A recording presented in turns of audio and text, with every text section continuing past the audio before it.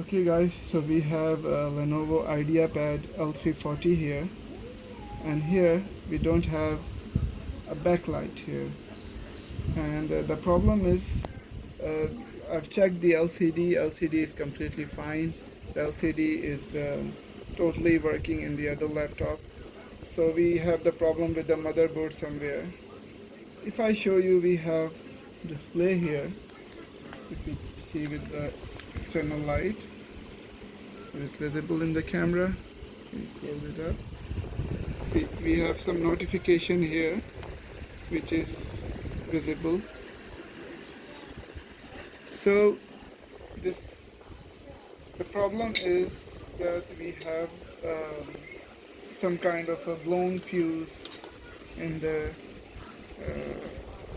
LCD backlit supply, and this mainly occur when some layman try to fix the LCD screen or replace the LCD screen while the laptop is turned on.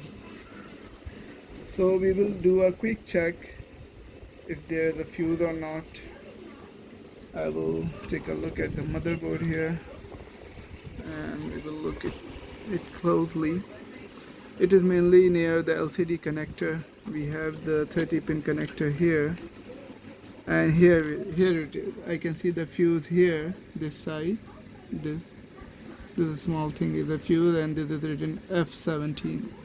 So we will quickly check the continuity of it in our meter. Here is our meter, you can see in the camera, and we will check the continuity of it. See, we don't have continuity here. I'm pretty sure this is the fuse for the backlight, and there's no continuity in it. It means it is blown. So for a quick check, I will try to short it with the tweezer, and then we will see if we have a backlight or not. I also have to check for the backlight here.